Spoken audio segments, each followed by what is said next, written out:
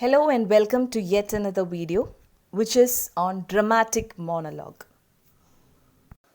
Before discussing about dramatic monologue, let's discuss or let's understand what is a monologue and what is a soliloquy.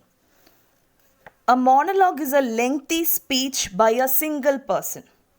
Okay, a monologue, it is a lengthy speech by a single person. And when in a play, when a character utters a monologue that expresses his or her private thoughts, it is called a soliloquy.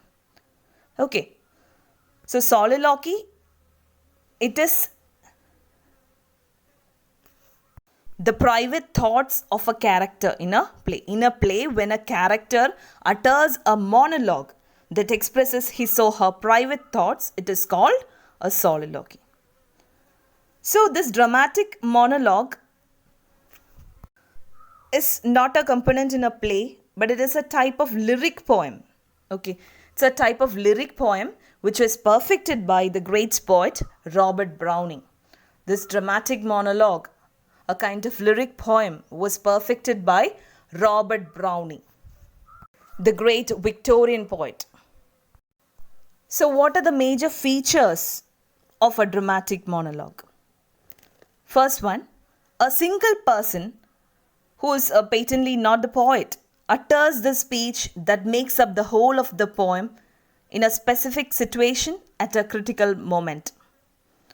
Okay, so the first feature of this dramatic monologue is a single person utters the speech and it makes the whole of the poem. Second one, this person addresses and interacts with one or more other people. Okay, this person, the single person addresses and interacts with one or more other people. Okay, but we know of the listener's presence and what they say and do only from clues in the discourse of the single speaker. So we can understand the listener's presence only through the interaction of the single person. Okay, that single speaker. And third one is the main principle controlling the poet's formulation of what the lyric speaker says is to reveal to the reader the speaker's temperament and character. So we can understand the speaker's temperament and also the character from his speech. Okay, so the poet's intention is to reveal to the reader the speaker's temperament and character. Okay, so there will be a single person and he utters the speech that makes up the whole of the poem, and this person, the single person, addresses and interacts with one or more other people, and we can understand this listener's presence only from the clues which was provided by the single speaker, and it reveals the speaker's temperament and character.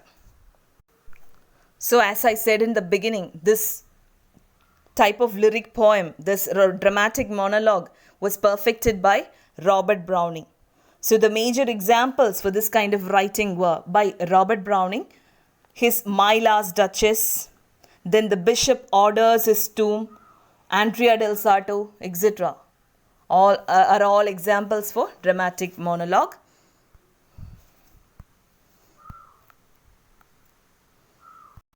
Then Tennyson's Ulysses is another example for dramatic monologue, and the best known modern instance of this kind of writing is T.S. Eliot's The Love Song of J. Alfred Prufrock, which was published in the year 1915.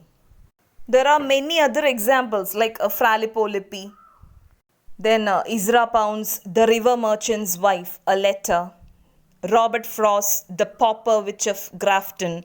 All these are examples for dramatic monologue.